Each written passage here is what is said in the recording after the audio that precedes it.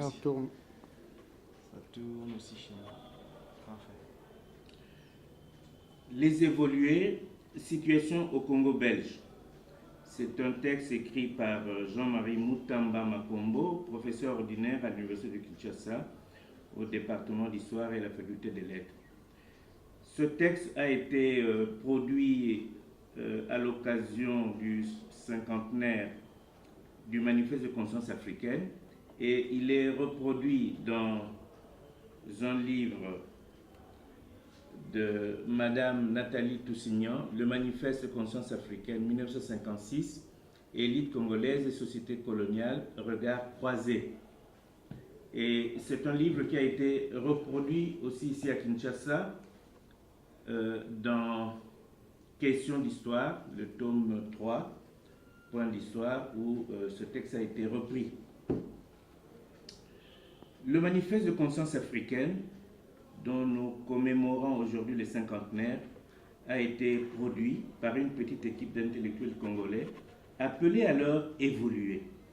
Le terme était encore en vigueur en 1955-1956. Deux titres parus en 1956 en témoignent. Congo, pays de deux évolués de Thomas Kanza, publié aux éditions Actualité africaine à Léopoldville, c'est-à-dire Kinshasa aujourd'hui, et l'essai de psychologie du primitif de J.F. Iyeki, lancé aux éditions de La Voix du Congolais. Valorisé. Toutefois, en 1956, comme on le découvre dans le manifeste, les évolués préféraient être appelés les élites ou préféraient une périphrase euphémique, les Congolais qui réfléchissent. Aujourd'hui, le terme évolué, qui a été un titre de gloire pour l'élite congolaise dans les années 40-50, fait sourire. Il fait sourire parce qu'il fait ringard. Il se prête à la critique de ce qui le revendiquait dans le passé. Dans ses mémoires publiées en 2005, Moulopoué Albert Kalonji condamne ce degré d'évolution des Noirs par rapport à la culture des Occidentaux vivant dans un milieu typiquement africain. Il était anormal de ne juger l'homme noir que vis-à-vis des valeurs occidentales. Il continue, l'homme ne s'arrête pas dans son évolution, dès lors, personne ne peut qualifier définitivement quelqu'un d'évolué. Notre communication se propose d'élucider un certain nombre de questions. D'où vient ce mot? Quand est apparue cette catégorie sociale? Qu'est-ce qu'était un évolué? Qui était-il? Combien était-il? Quelles étaient leurs aspirations? Quel a évolué? Ce mot est un pur produit de la théorie de l'évolutionnisme culturel et social qui a vu le jour dans la deuxième moitié du XIXe siècle. Cette théorie trace une ligne évolutive unique et valable pour toute l'humanité. Elle établit une hiérarchie de valeurs dans les cultures.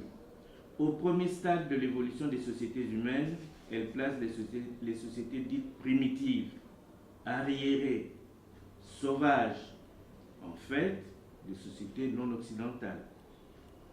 Au sommet, en revanche, trône la société occidentale, censée représenter les formes avancées de la société humaine et les peuplés évolués et les évolués.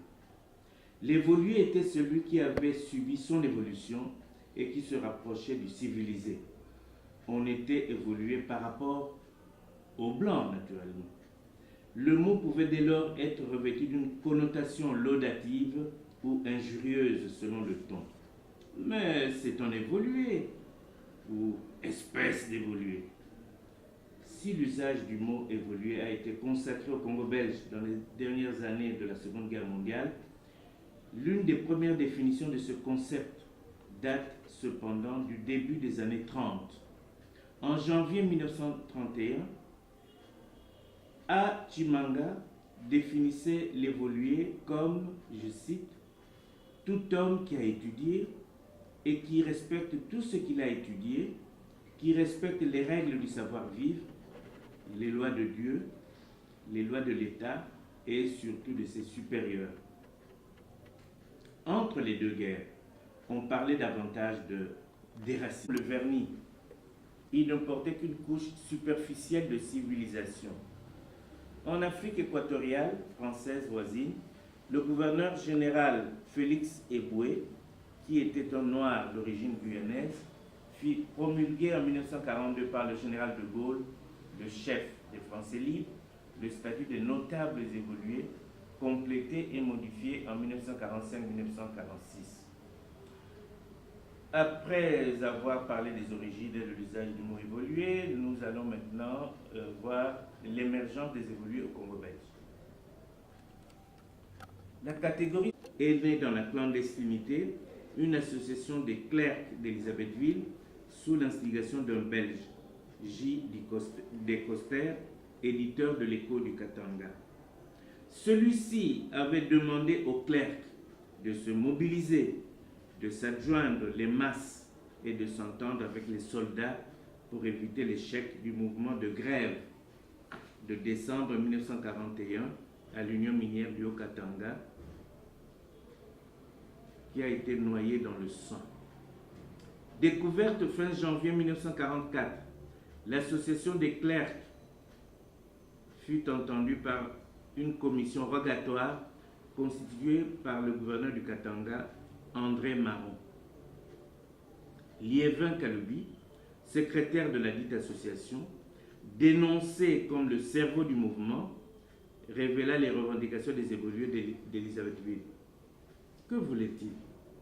Il voulait créer un journal pour faire entendre leur voix. Il est pour l'achat de cercueils destinés aux membres de l'association.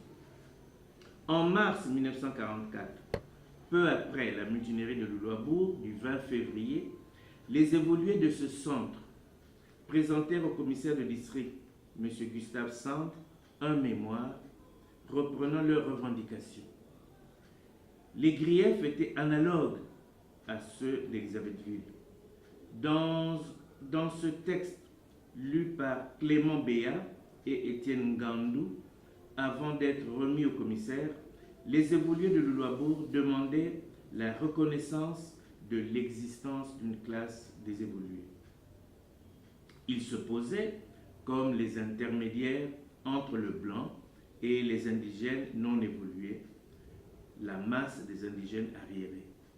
Ils voulaient être entendus périodiquement pour présenter les doléances de l'opinion noire. Ils formulaient des griefs concernant leurs conditions de logement et demandaient la considération des Blancs à leur égard. Une classe intermédiaire dans les bateaux et les trains, une audience hebdomadaire dans les territoires, un régime pénitentiaire qui les distinguerait, disait-il, des sauvages de la brousse, la fin des insultes publiques. Il sollicitait enfin un statut spécial ou du moins une protection particulière du gouvernement qui les mette à l'abri de certaines mesures ou, dans le cadre, Louis Abangampokwa, président du comité provisoire de l'association des évolués de Stanleyville, prit la parole pour présenter son mouvement et susciter des adhérents et des sympathisants. Pour lui, le mot évoluer indique un sujet transformé par la civilisation, dont le moral et le train de vie diffèrent de ceux du primitif. En effet, disait-il, un évolué n'est pas simplement un homme qui sait lire et écrire, mais il doit en outre posséder quelques qualités le portant à un degré plus ou moins supérieur et avoir une culture plus ou moins supérieure, plus ou moins élevée. L'évoluer par rapport à l'autochtone non civilisé a plus de raisonnement, de conscience, de compréhension, d'initiative et d'amour-propre. Fin de citation. Il énuméra les desiderata qui tenaient le plus les membres à cœur. Il s'agissait de jouir d'une considération distincte de celle des autres indigènes, les lieux publics, à la poste, dans les bureaux administratifs et les magasins, dans les banques. Il s'agissait de servir d'intermédiaire entre les Européens et les indigènes ordinaires entre guillemets. Il s'agissait de bénéficier du droit de présenter des suggestions aux autorités. Se félicitant de la création de la Voix du Congolais au début de l'année 1945, et de la latitude accordée aux Congolais d'exprimer librement leur opinion, Paul Lomami Tshibamba rédigea son article début février 1945. Cet article est intitulé « Quelle sera notre place? À nous évoluer dans le monde de demain ». Le passé, dit-il, avait bercé les évolués d'illusions et de promesses fallacieuses. Ceux-ci, ballottés entre les mœurs et la mentalité des indigènes qualifiés de primitifs et l'européanisme, ne savaient plus à quel sein se vouer. Ils croyaient pouvoir arriver à une assimilation complète avec les Blancs à cause de leur culture. Mais, écrivait-il, social. Lomami Tshibamba se demandait quels avantages sociaux et moraux réels l'avenir réservait aux évolués et souhaitait, je cite, que les habitants évolués du Congo belge jouissent de mêmes droits civils que les Belges de la métropole et que soit réellement brisée la barrière établie par des considérations ethniques ou raciales. En juillet 1945, donc le premier article date de février 1945, en juillet 1945, Lomami Tshibamba revint à la charge dans les devoirs des évolués. Je cite, « De par le milieu et à cette époque où nous, génération actuelle, sommes nés, élevés, instruits, éduqués, et de par la mentalité et la conception idéale que nous avons acquise, notre place dans la société indigène devait, à juste titre, être spécialement déterminée. Ceci étant devenu une nécessité et même notre droit, dont la qualité d'évoluer devait entraîner nécessairement un traitement préférentiel de la part de l'administration, car ils offraient des garanties. En revanche, les autres individus devaient être surveillés étroitement, car ils échappaient aisément au contrôle en se perdant dans la masse. De plus, des mesures trop modérées n'avaient pas d'effet sur ces individus en raison de leur mentalité frustre. Ils réclamèrent la création d'écoles laïques gratuites, dont certaines seraient exclusivement réservées aux évolués.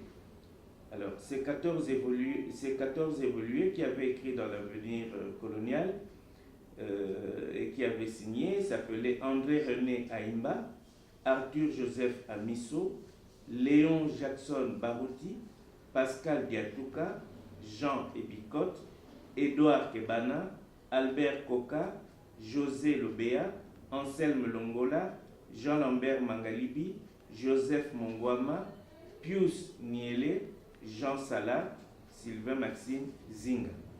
Il fut formulé aussi par les membres de l'Union des intérêts sociaux congolais, en sigle UNESCO. Cette Union des intérêts sociaux congolais, créée en 1942 à l'initiative des anciens élèves des Pères de Skeu, c'est-à-dire la DAPES,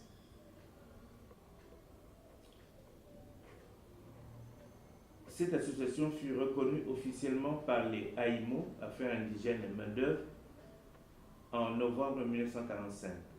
Cette union ne regroupait que les responsables des associations d'anciens élèves.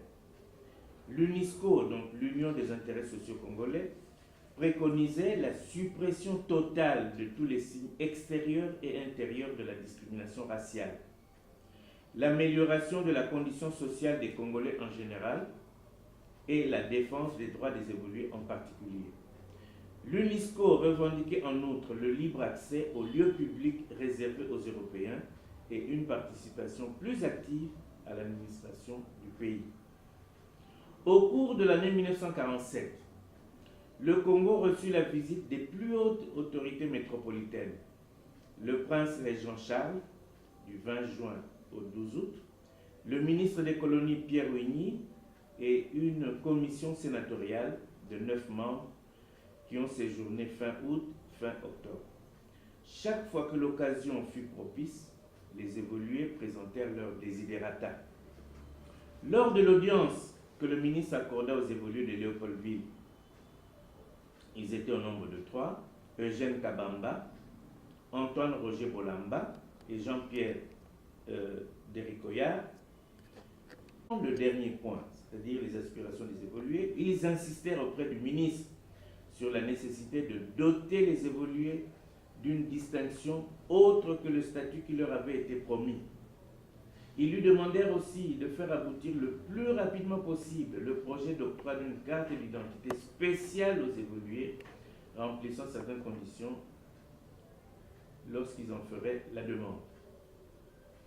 Les évolués de Bouta eurent le privilège de présenter leurs vœux dans une lettre remise au ministre. Ils demandèrent au gouvernement de mettre à la disposition des évolués des chambres convenables dans les hôpitaux. La Société des chemins de fer vicinaux du Congo devait aussi réserver des places convenables pour les évolués dans les trains et les autos. Ils souhaitaient que la durée de la carrière du personnel indigène sous statut fût ramenée de 30 ans à 25 ans, que les traitements et indemnités familiales alloués au personnel auxiliaire indigène de la colonie tinssent compte du renchérissement du coût de la vie, que la peine de servitude pénale fût remplacée par des amendes lorsqu'il s'agissait de fautes légères, etc.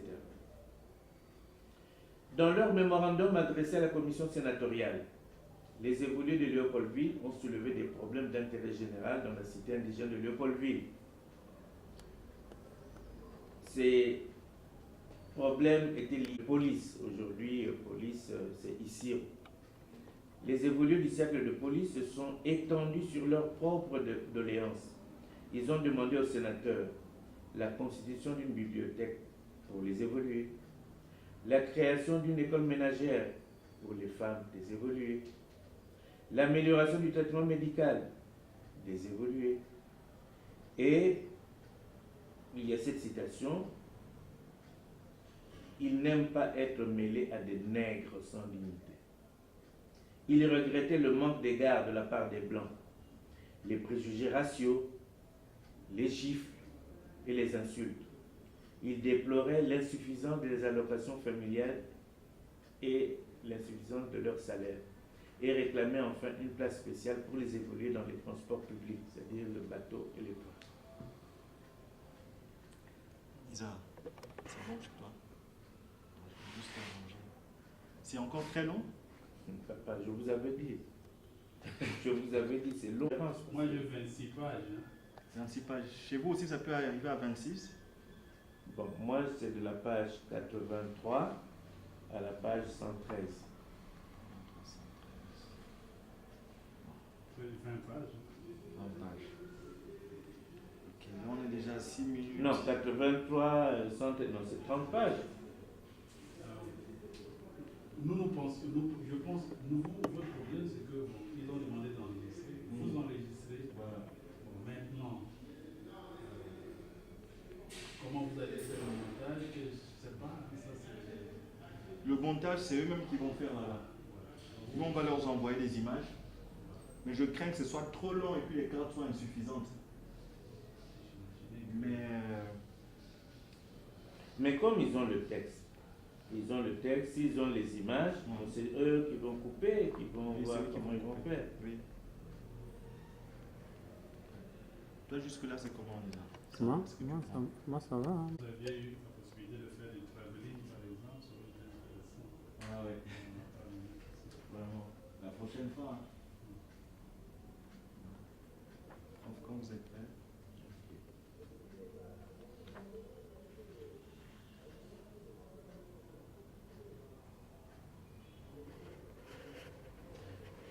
Nous abordons maintenant une troisième section.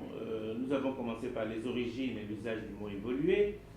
Ensuite, nous sommes étendus sur l'émergence des évolués au Congo belge. Nous voyons maintenant la définition du concept d'évolué. En examinant des documents congolais et européens datant des années 1945-1947, M. de Schrevel a relevé une quarantaine de définitions différentes du concept d'évoluer. Toutefois, on peut ramener les critères à 5 points.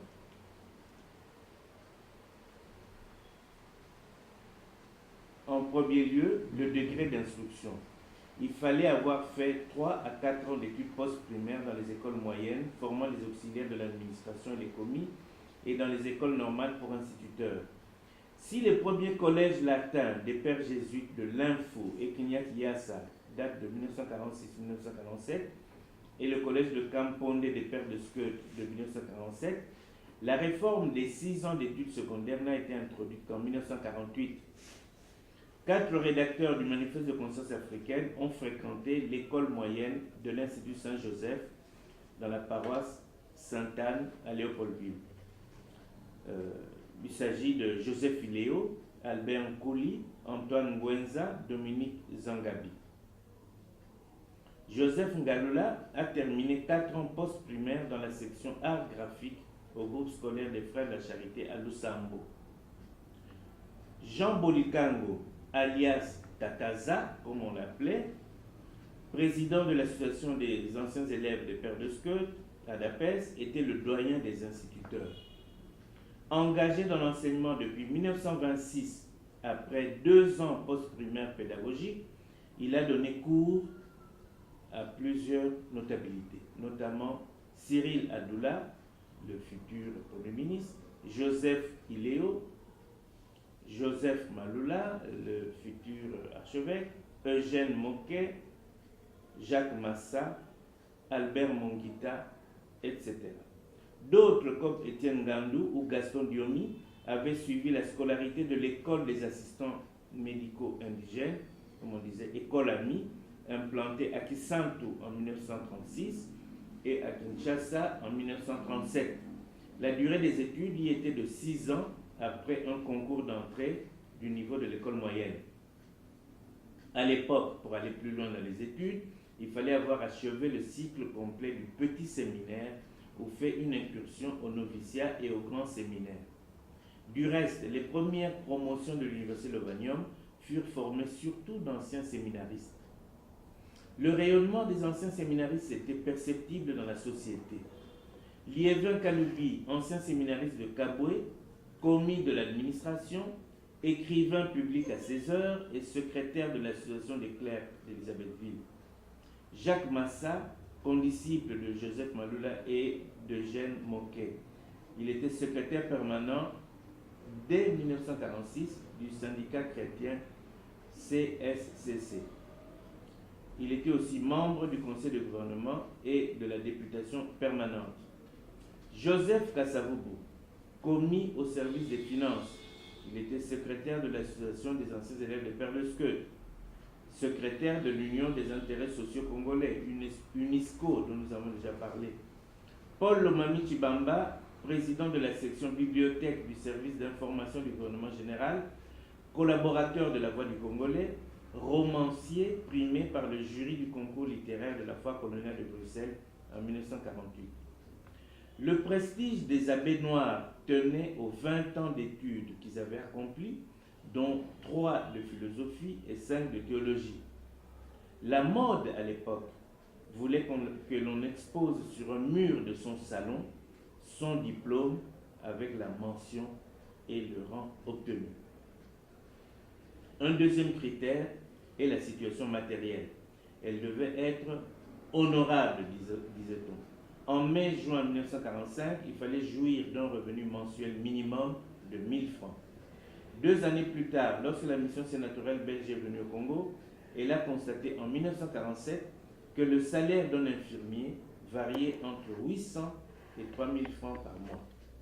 Un contremaître travaillant aux usines textiles de Léopoldville, avec 14 ans d'ancienneté, gagnait 1725 francs. Un commis comptable pouvait approcher 3000, 4000, voire exceptionnellement 5000 francs.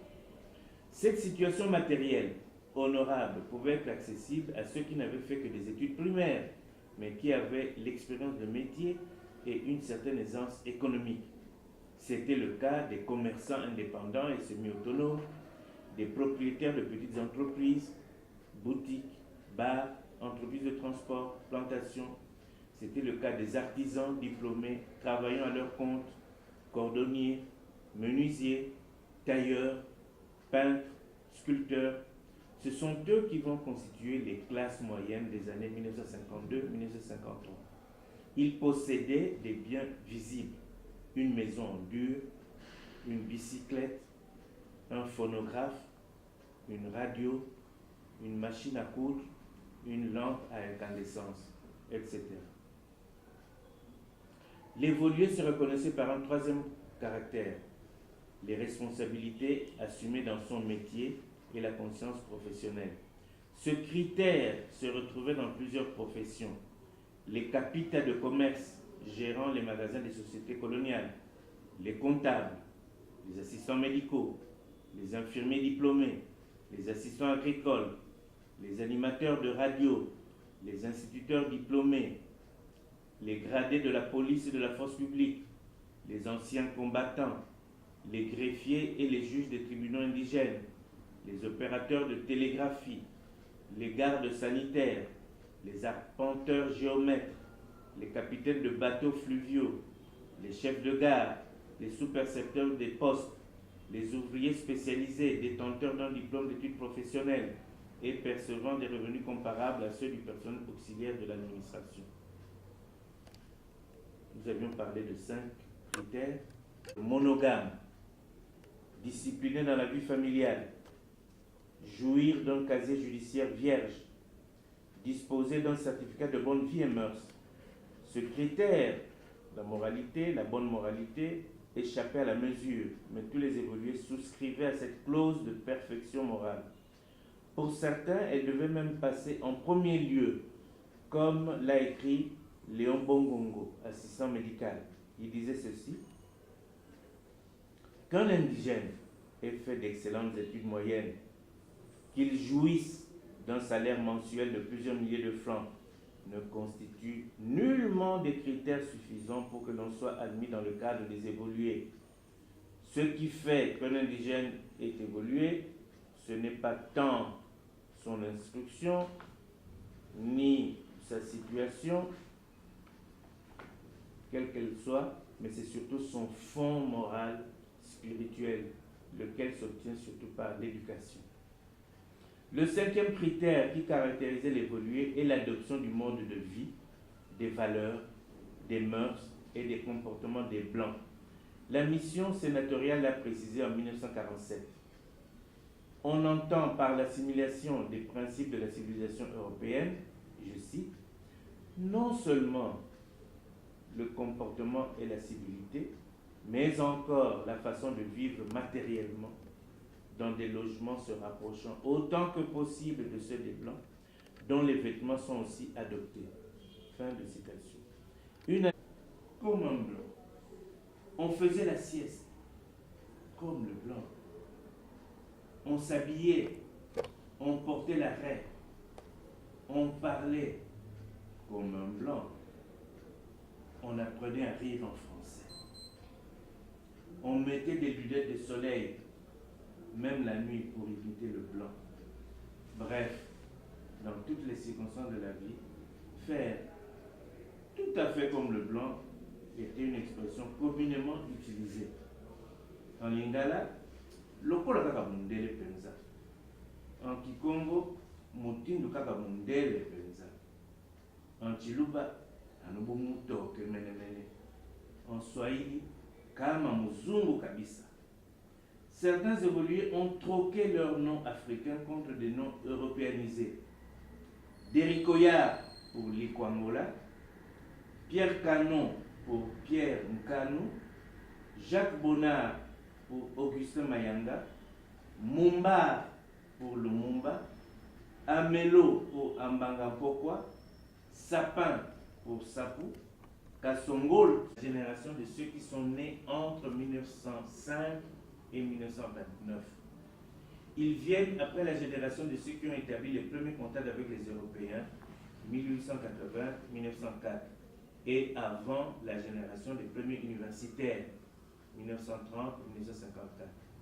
Tels sont les cas de Jean Bolikang, né en 1909, Eugène Kabamba, né en 1911, Sylvestre Moudingaï, né en 1912, Joseph Kassaboubou, Antoine Roger Bolamba, Zouza Bola, né en 1913, Paul Omamichi Bamba, né en 1914, Joseph Malula, né en 1917, Dominique Zangabi, né en 1918, Albert Kouli, Antoine Gwenza, Étienne Gandou, Moïse Tchombe, né en 1919, Joseph Iléo, né en 1921, Antoine-Marie Maubé, né en 1922, Jacques Massa, né en 1923, Patrice Lumumba, né en 1925, candidat commis à Boma, 1906, création des écoles d'infirmiers de l'État, 1910, convention scolaire du gouvernement colonial avec les missions chrétiennes, 1925-1926, création acquissante de l'école des infirmiers de la Fondation médicale de l'Union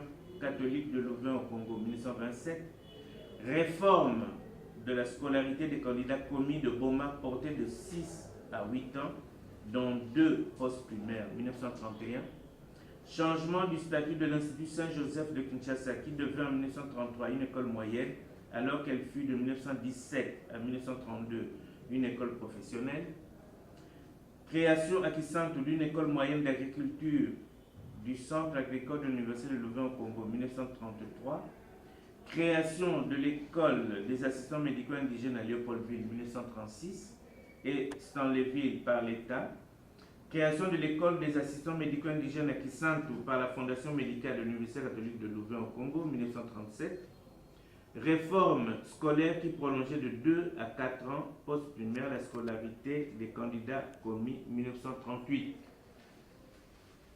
Jean Bolikango est sorti de l'Institut Saint-Joseph de Kinshasa en 1925 après 2 années post-primaire et 1 année de sténodactylographie comptabilité. Sylvestre Moudingaï est entré dans la vie active en 1931 après 2 ans d'études de candidat commis. Antoine Roger Bolamba a fait ses études primaires et ses études de candidat commis à la colonie scolaire de Boma.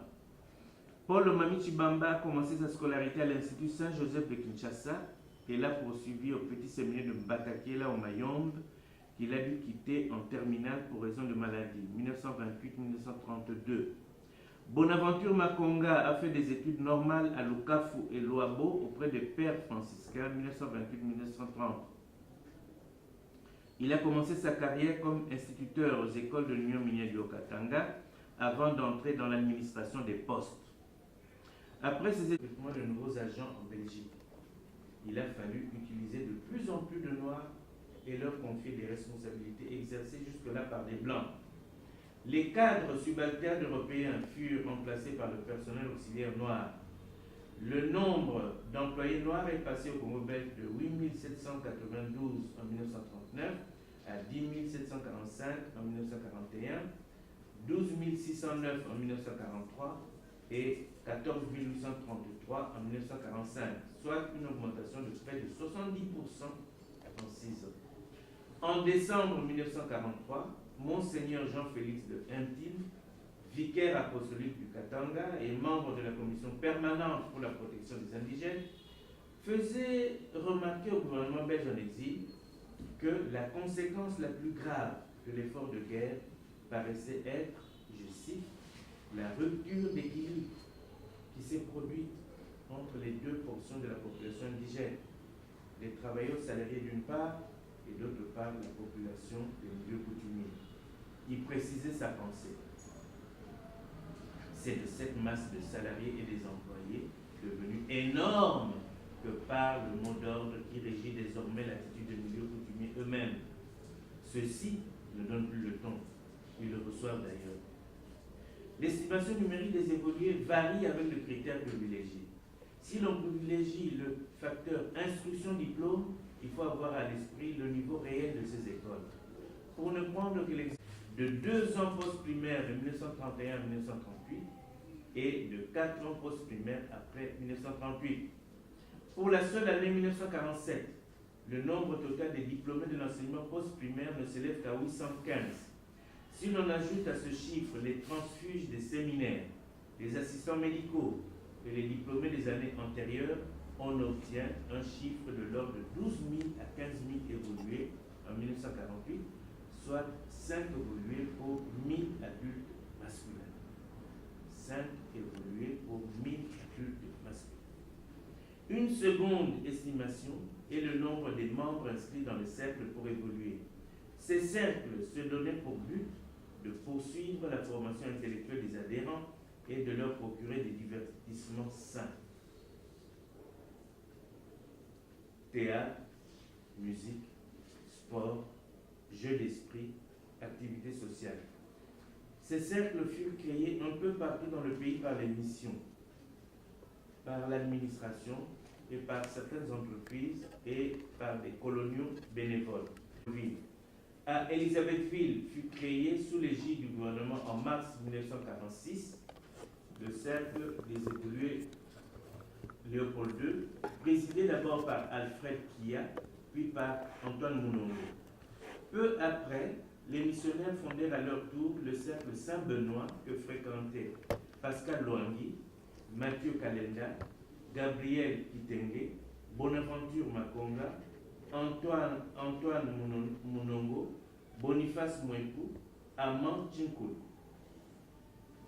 Le cercle d'agrément Prince Léopold III de Lusambo était présidé en 1945 par Sylvestre Mundingaï, assisté de Charles Lelo et Aloïs Kabangi. Le cercle Pierre Ikmans de Kabinda avait comme président en 1945 Ferdinand Wassa. Étienne Gandou fut le premier président du cercle Persévérance des évolués de Lodja. André Banichai, premier président du cercle social Saint-Clément à Lulabo. Moïse Tchombe, président du cercle des évolués de Sandoa. Liévin Kaloubi, vice-président du cercle des évolués de Monga. En 1948, les 490 cercles pour évoluer, cercle récréatif, cercle sportif et cercle d'études, regroupaient 25 014 membres. Les cercles récréatifs et les cercles sportifs totalisaient les 3/4 du nombre des cercles et atteignaient presque 80% des adhérents.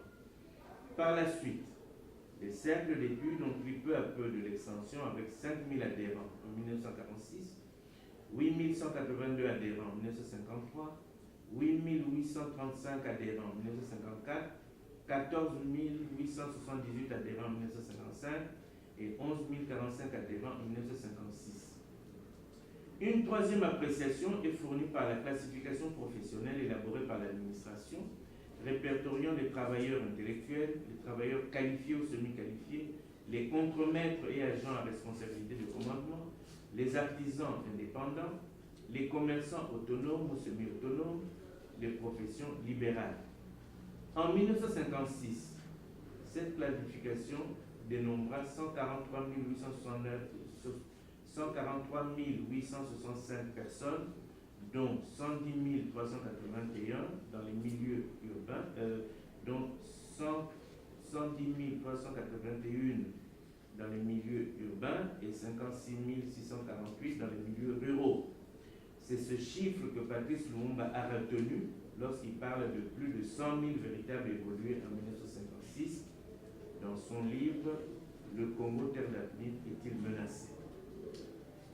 Nous continuons et nous abordons maintenant les aspirations profondes des évolués. Au Congo, dans les années 44-47, il y a eu une effervescence dans les milieux évolués, blanc à peau noire. Et en bas de l'échelle, la masse arriérée et ignorante, telle que parlaient les évolués, donc la masse arriérée et ignorante des autres noirs, qui est appelée les Bassenji. Le combat mené par les évolués est de se rapprocher des blancs, d'intégrer les milieux européens en prenant la place occupée auparavant par les postmen, c'est-à-dire les Ouest-Africains venus au Congo pour remplir les emplois du personnel auxiliaire. Les évolués n'admettent pas que les mulâtres viennent s'intercaler entre eux et les blancs. D'aucuns rêvent d'assimilation avec les blancs, mais avant d'y arriver, ils réclament un statut particulier, une distinction qui doit les démarquer de leurs autres compatriotes. C'est le sens de la considération et de la dignité de l'évolué qu'ils appellent de tous leurs vœux, que nous avons déjà évoqués. Le front des évolués n'était toutefois pas monolithique. Ils le déplorent et l'écrivent eux-mêmes. Ils disent notamment « Le pire ennemi du noir, c'est le noir lui-même ». Les évolués de la capitale dédaignent les évolués de l'intérêt du pays, qui se méfient d'eux à leur tour. À Léopoldville, Jean Bolikango écrit en mai 1950 que les évoluants doivent se montrer plus unis et avoir conscience de leurs responsabilités dans l'avenir de leur cher Congo. Et pour prendre l'exemple de Stanleyville, en plus des frictions continuelles entre mulâtres et noirs, les évolués natifs de la province ne s'entendent pas avec les non-originaires. Il en est de même des commis du gouvernement avec ceux des sociétés et des particuliers. Par ailleurs, les contacts entre Congolais ne sont pas facilités par le pouvoir colonial. Les déplacements de plus de 30 jours à l'intérieur du pays sont réglementairement subordonnés à l'obtention d'un visa médical et d'un permis de mutation signé par l'administrateur du territoire de résidence. La destination et la lettre jugée, il fut libéré en 1945, réhabilité, réengagé, mais déplacé, pour ne pas dire relégué, à Baudouinville, Moba aujourd'hui, où il resta jusqu'à la veille de l'indépendance. Il devait son élargissement au consul britannique à Elisabethville, avec lequel il avait pu entrer en contact. Ce dernier avait joué le rôle de médiateur de conflit pendant la guerre et était déjà intervenu dans le dossier de 2 syndicalistes belges, Heinen et Dutronc, poursuivis pour leur activisme syndical. Étienne Ngandou, l'inspirateur du mémoire des évolués de Luabo, fut accusé de collusion avec l'étranger parce que les autorités coloniales contestaient la paternité congolaise de ce texte. Un noir du Congo belge ne pouvait pas écrire seul ce genre de mémoire. Une perquisition minutieuse fut effectuée au domicile de ses assistants médicaux qui avaient fait partie du personnel envoyé à Madagascar en 1942-1943. Il en était revenu avec le grade de premier sergent-major. On découvrit la correspondance échangée entre le prévenu et Gustave Anguillet, d'origine gabonaise, comptable auprès de la société Interfina à Lusambo, très connu pour son violon d'Ingres, la photographie. Étienne Ngandou fut acheminé de Luluabo à Lusambo, chef-lieu de la province, jusqu'en 1950, pour y être interrogé. La sanction fut prise de le reléguer à Lodja, loin des grandes voies de communication. Il présenta son recours et sollicita l'appui du colonel Dr Thomas, son chef, qui avait dirigé l'hôpital mobile pendant la guerre. Pendant 3 semaines, il fut fouetté afin de dénoncer le blanc qu'il avait inspiré. Pourtant, il avait tiré son inspiration de la lecture de Batoala de René Maran, de la fouille des archives des affaires politiques, administratives et judiciaires, de la lecture du Martiniquais Candace dans la revue Zaïre. Il fut marqué aussi par le passage au Congo du noir américain George Washington et de Félix Eboué. En décembre 1949, Paul Lomami Tshibamba fut obligé de quitter Léopoldville précipitamment pour aller à Brazzaville. L'un de ses amis congolais qui travaillait à la sûreté coloniale l'avait prévenu d'une arrestation imminente. Les autorités étaient en possession d'une critique du régime colonial belge parue dans Présence africaine à Paris avec les initiales de PLT. PLT, c'est-à-dire Paul Lomami Tshibamba. Il était considéré comme un récidiviste.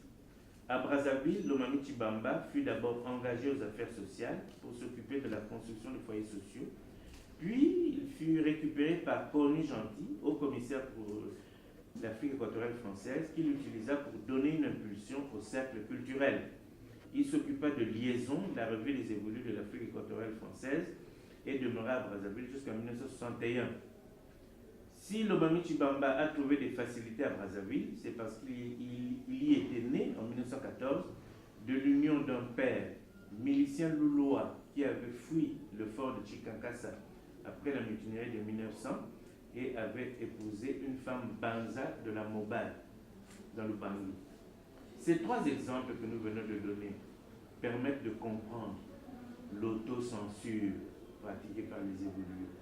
En 1956, Patrice Lumumba pouvait écrire dans le Congo Terre d'avenir est-il menacé. Je cite: le temps n'est pas si éloigné où tout Congolais était pénétré de l'idée que la moindre rouspétance insolente à l'égard des autorités peut lui coûter des châtiments.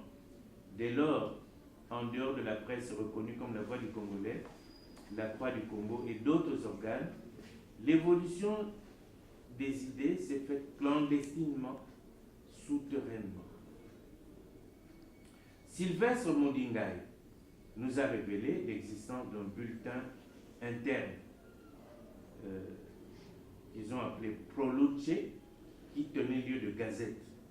Rédigé et tenu par les évolués de Lusambo en 1942-1943, ce bulletin avait l'originalité d'être manuscrit.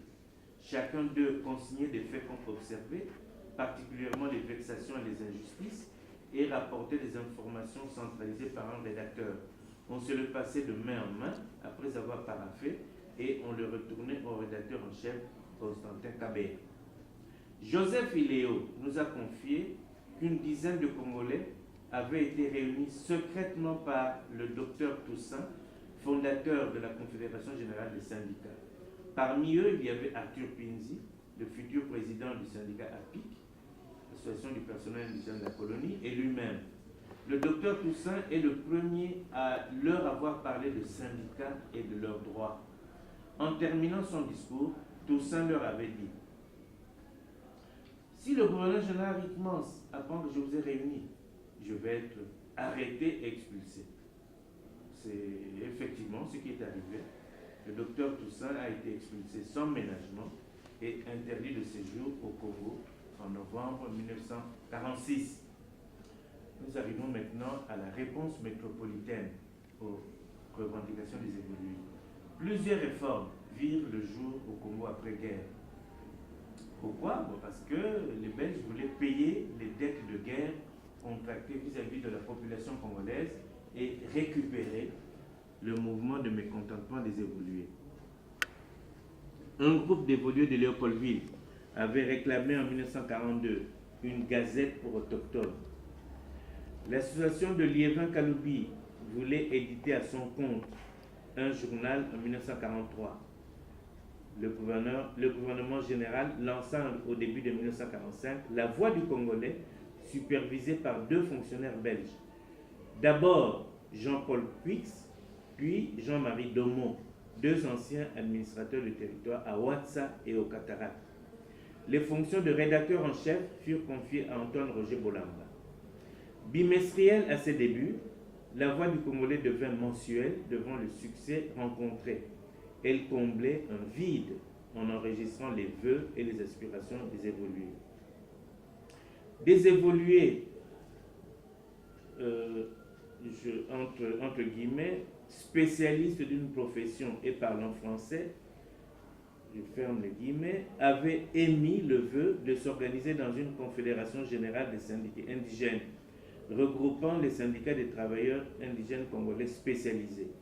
Le comité de Léopoldville avait fait parvenir début 1946 au gouverneur général ses statuts, ainsi qu'une lettre sollicitant l'octroi de la personnalité civile et demandant l'extension de sa représentativité au niveau national. Pour contrecarrer la création de ce syndicat qui risquait de provoquer du désordre, entre guillemets, le gouverneur général prit le 17 mars une ordonnance législative réglementant la constitution des syndicats et contrôlant le recrutement des membres. La formation d'un syndicat véritablement interracial était écartée.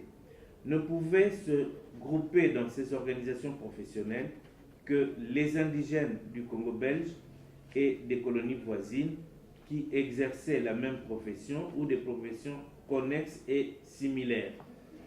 L'idée de fédération était difficile à envisager car l'union ne pouvait se faire qu'avec l'autorisation du gouverneur général ou de son délégué. C'est sous le régime des ordonnances de 1946 que sont nées en mai 1946 la Confédération des syndicats chrétiens du Congo, puis les associations du personnel indigène de la colonie. La Fédération générale des travailleurs de Belgique s'est substituée à la Confédération générale des syndiqués en août 1951. Les sigles de ces syndicats, c'est CSCC, APIC et FGTB. Les évolués furent invités en avril et mai 1946 à faire partie des conseils indigènes des entreprises. des comités locaux des travailleurs indigènes, des commissions régionales et provinciales du travail et du progrès social indigène. Ces organismes avaient pour mission de donner au personnel autochtone l'occasion de faire connaître leurs desiderata et d'être tenus au courant des mesures les concernant, de coordonner et d'examiner les revendications des conseils d'entreprise à l'échelon du territoire, du district et de la province. Toujours en 1946, quelques Congolais furent appelés à devenir membres des conseils consultatifs existants au niveau des provinces et du pays, les conseils de province, le conseil de gouvernement et la députation permanente. Ces délégués furent désignés non pas à cause de leur représentativité, mais en raison, ouvrez les guillemets, en raison de leur instruction, leur qualité morale, leur réussite professionnelle. Nous retrouvons là la définition qui a été donnée des évolués. Pour résoudre la crise de l'habitat dans les centres urbains, le pouvoir relança le fonds d'avance qui était un organisme de crédit immobilier afin de construire des logements en matériaux durables à son goût. En 1949 et 1950 furent créés des offices de cités indigènes pour rationaliser la construction de logements nouveaux et le développement des agglomérations africaines. Toujours dans le cadre des réformes, les premiers foyers sociaux furent créés en 1949. Desservis par des assistantes sociales européennes, par des religieuses et par des coloniales, ils se préoccupaient d'encadrer les épouses des évolués et de leur donner des cours de français et d'économie domestique, à savoir l'hygiène, la cuisine, la puériculture, le blanchissage, le repassage, la couture, le raccommodage, le tricot, etc. Les deux réformes censées apporter une réponse au statut des évolués sont la carte de mérite civique, instituée en 1948, et le nouveau régime d'immatriculation en 1952. La carte de mérite civique était accordée sur demande, écrite ou verbale, adressée à l'administrateur du territoire par les Congolais de plus de 21 ans qui savaient lire, écrire, calculer et, citation, justifier d'une bonne conduite et d'habitude prouvant un désir sincère d'atteindre un degré plus avancé en civilisation. Les non-lettrés devaient fournir un certificat de qualification ou de maîtrise professionnelle délivré par un jury de classification des travailleurs ou l'employeur, ou bien justifier de 25 ans de bons et loyaux services dans l'administration. La carte de mérite civique était octroyée à titre individuel. Pour obtenir la sienne, la femme d'un mérite civique devait produire un certificat de capacité professionnelle ou une attestation de formation familiale et ménagère complète délivrée par la directrice d'un foyer social. La carte était délivrée après une enquête portant sur l'étude du comportement du candidat et de sa famille, ses possibilités financières et le respect des prescriptions en matière d'hygiène. Quels sont les avantages acquis? En matière de justice, les mérites civiques pouvaient bénéficier d'un sursis à l'exécution de leur peine s'ils étaient condamnés. La détention préventive ne leur était appliquée qu'en cas de réelle nécessité. Ils échappaient au fouet. Dans les prisons et les hôpitaux, des locaux et des salles leur étaient réservés. À partir de 1950, les enfants des mérites civiques commencèrent à être admis dans les écoles pour Européens après un examen approfondi du certificat médical. En 1951, les mérites civiques furent autorisés à circuler la nuit dans les centres urbains et les quartiers européens. C'est parmi eux que le choix se porta pour désigner les représentants congolais au conseil de province et au conseil de gouvernement. Dans les transports publics, ils pouvaient voyager dans la classe intermédiaire entre les blancs et les autres noirs. Dans les centres urbains, ils accédaient aux quartiers réservés aux élites, souvent à la lisière du quartier européen. Ils avaient la faculté d'acheter et de boire du vin, de la bière brune, du champagne, des apéritifs.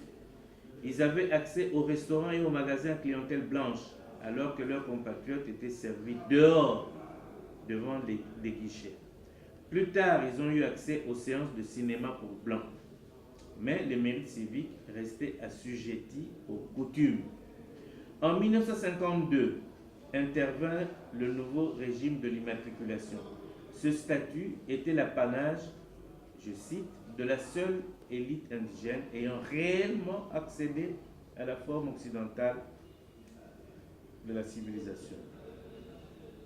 Il était réservé à ceux qui justifiaient, par leur formation et leur manière de vivre, de l'aptitude à jouir des droits civils et à remplir les devoirs prévus par la loi écrite. Jean-Grégoire Kalonda Djessa, président des Immatriculés du Katanga, donne un témoignage sur les attendus de son jugement dans son livre « Du Congo prospère au Zaïre en débâcle » paru chez l'Harmattan en 1991.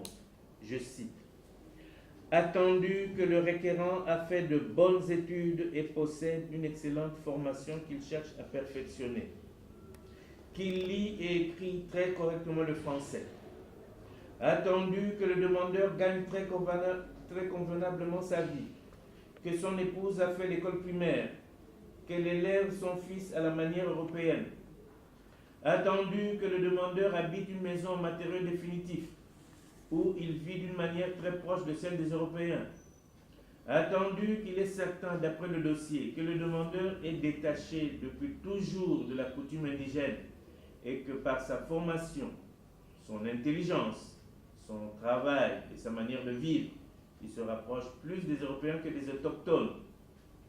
Attendu que presque tous ses employeurs en disent grand bien, qu'il est constant que Kalonda cherche non seulement à s'élever, mais aussi à élever l'élite indigène, qu'il a indiscutablement une grande influence dans le milieu des évolués, pour le développement et le progrès desquels il travaille avec ténacité.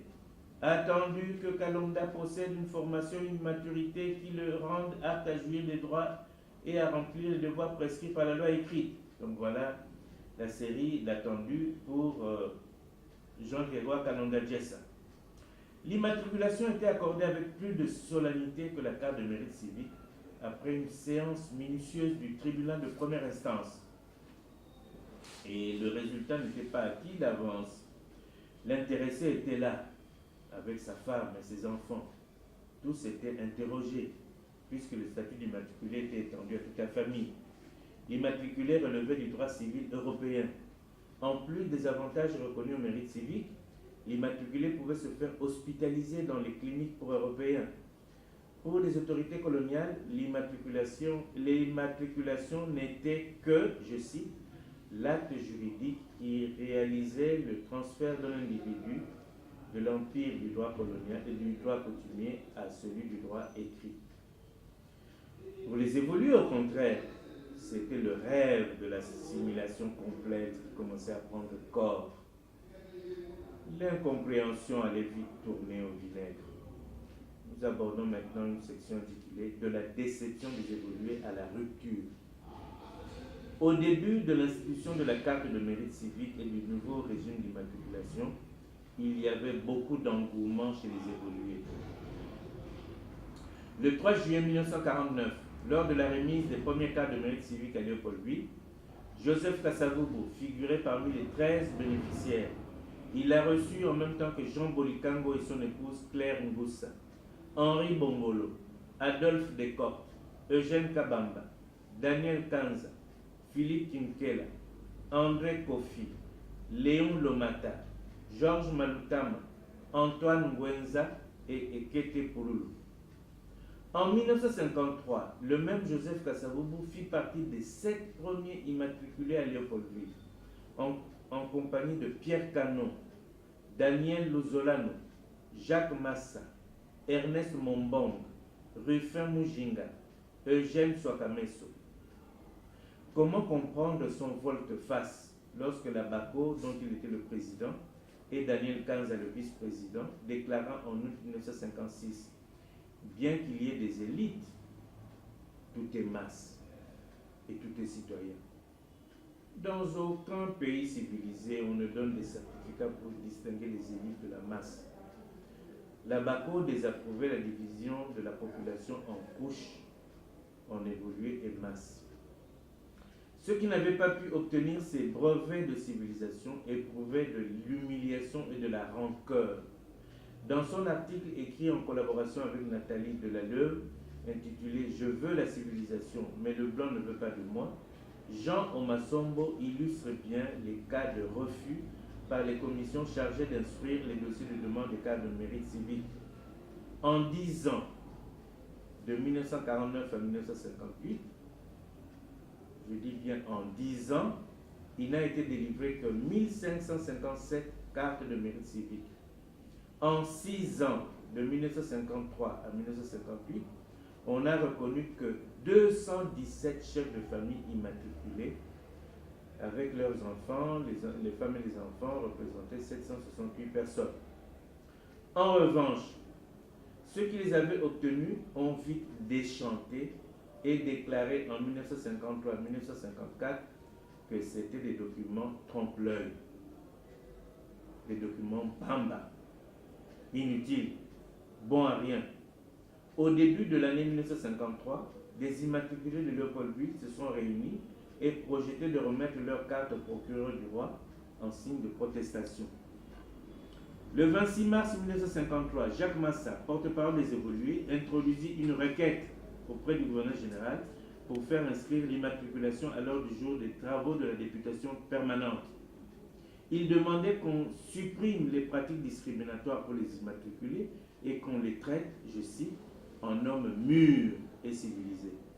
M. Pétillon ne l'autorisa à lire sa requête que 18 mois plus tard. Les bénéficiaires n'étaient pas totalement assimilés aux blancs. En matière de contrat professionnel, le noir relevait du contrat de travail, quelles que fussent ses activités.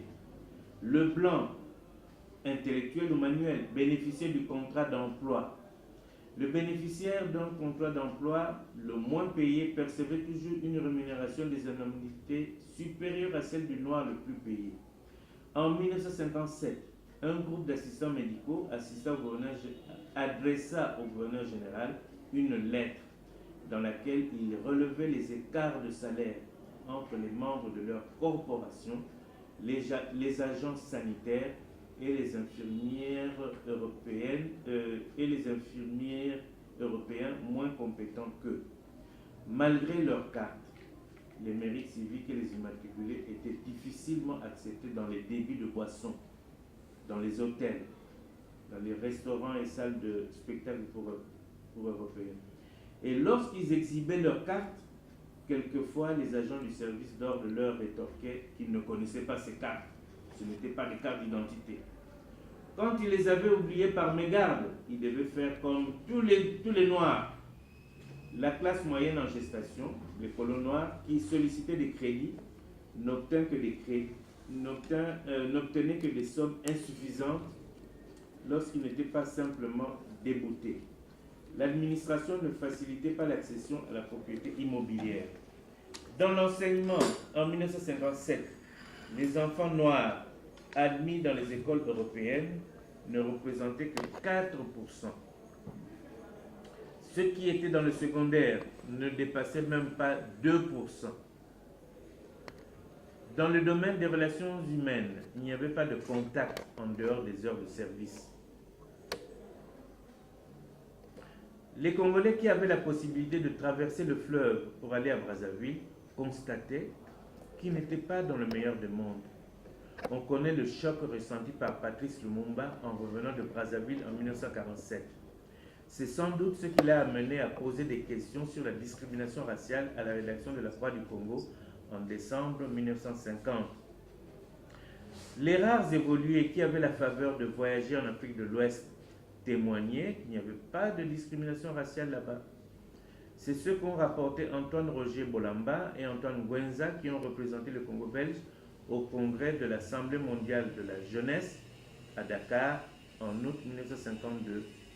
C'est le même message rapporté par Dominique Zangabi, Achille Mbumbangoy et Paul Mohamedi qui se sont rendus au Togo en janvier 1956 pour une session d'études de la Confédération internationale des syndicats chrétiens sous l'égide de l'UNESCO. Les privilégiés invités en Belgique, Jacques Massa en 1949, Thomas Kanza en 1952, Joseph Maloula en 1953, les notables en 1953, témoignaient de l'accueil chaleureux qui leur était réservé en métropole, contrairement au comportement des coloniaux. Déçus, les évolués se sont retournés contre l'assimilation. La rupture était complète avec les déclarations des années 1944-1947. Désormais, ils disaient qu'ils voulaient, je cite, rester eux-mêmes et non des copies certifiées conformes de blancs. Joseph Davier, commerçant, secrétaire de l'association des mulâtres, fustigeait ceux qui recherchaient, je cite, ce badigeonnage hypocrite. La véritable assimilation, écrivait-il en juin 1953, je cite, n'a pas besoin d'étiquette. Elle ne réclame ni décret, ni requête, ni enquête, parce qu'elle s'impose.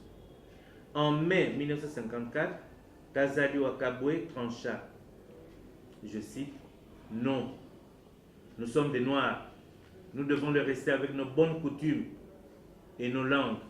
Il ne faut pas que la carte nous écarte. » Les évolués de conscience africaine partageaient également ces sentiments.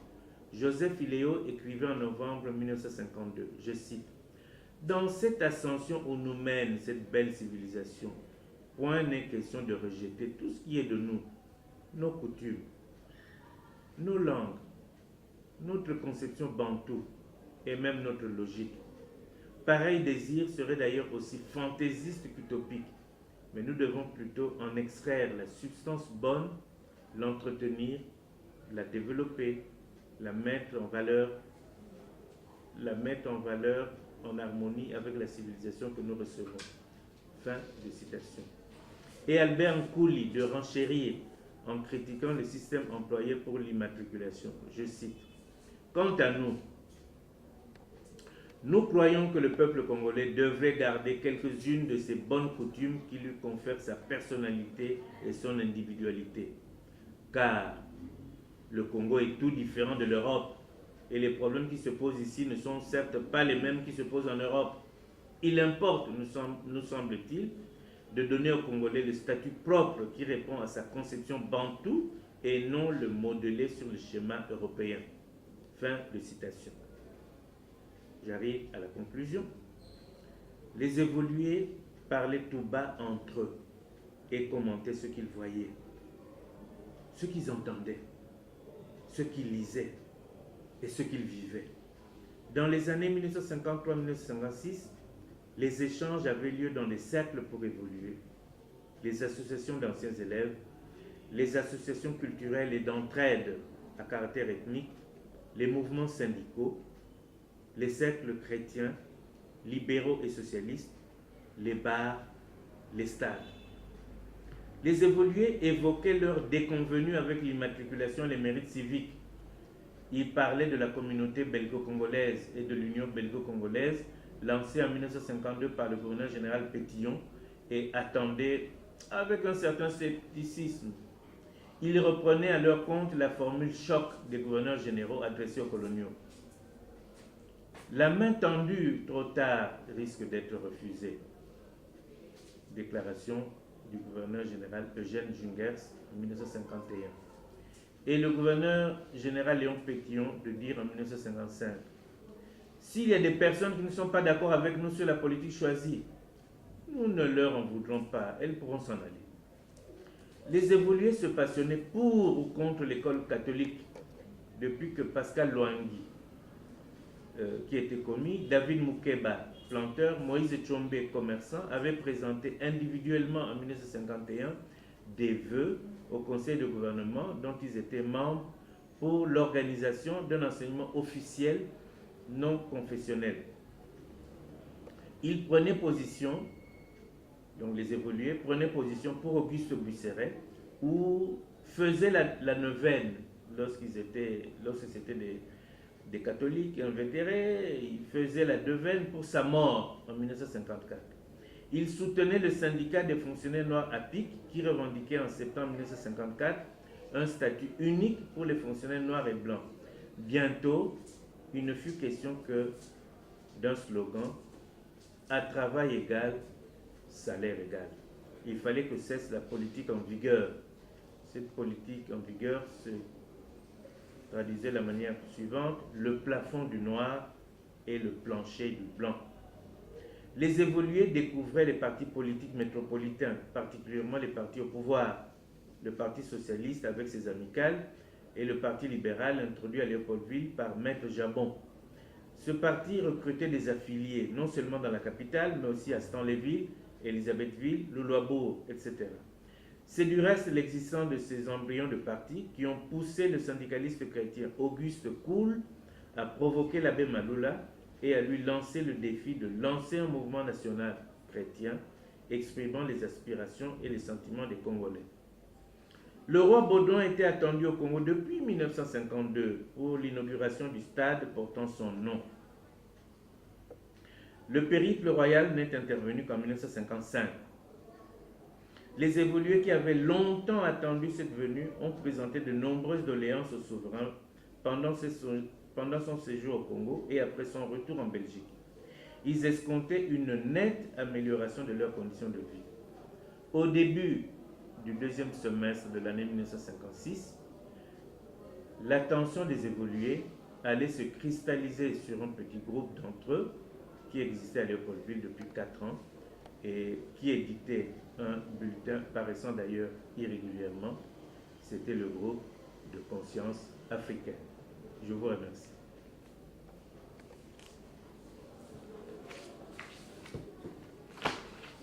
Ça fait combien de minutes? Ah, ça fait plus d'1 heure. Alors là, on y a... Pendant 3 semaines. Pendant 3 semaines, il fut fouetté afin de dénoncer le blanc qu'il avait inspiré. Pourtant, il avait tiré son inspiration de la lecture de Batoala de René Maran, de la fouille des archives des affaires politiques, administratives et judiciaires, de la lecture du Martiniquais Candace dans la revue Zaïre. Il fut marqué aussi par le passage au Congo du noir américain George Washington et de Félix Éboué. En décembre 1949, Paul Lomami Tshibamba fut obligé de quitter Léopoldville précipitamment pour aller à Brazzaville. L'un de ses amis congolais qui travaillait à la sûreté coloniale l'avait prévenu d'une arrestation imminente. Les autorités étaient en possession d'une critique du régime colonial belge parue dans Présence africaine à Paris avec les initiales de PLT. PLT, c'est du Paul Lomami Tshibamba. Il était considéré comme un récidiviste. À Brazzaville, Lomami Tshibamba fut d'abord engagé aux affaires sociales pour s'occuper de la construction de foyers sociaux. Puis, il fut récupéré par Cornu Gentil, haut commissaire pour l'Afrique équatoriale française, qui l'utilisa pour donner une impulsion au cercle culturel. Il s'occupa de liaison de la revue des évolus de l'Afrique équatoriale française et demeura à Brazzaville jusqu'en 1961.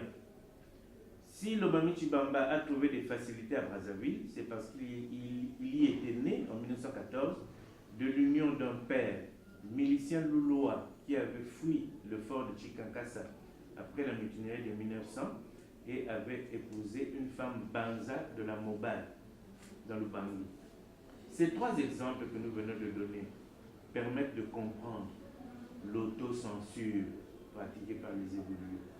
En 1956, Patrice Lumumba pouvait écrire dans le Congo terre d'avenir est-il menacé. Je cite: le temps n'est pas si éloigné où tout Congolais était pénétré de l'idée que la moindre rouspétance insolente à l'égard des autorités peut lui coûter des châtiments. Dès lors, en dehors de la presse reconnue comme la voix du Congolais, la Croix du Congo et d'autres organes, l'évolution des idées s'est faite clandestinement.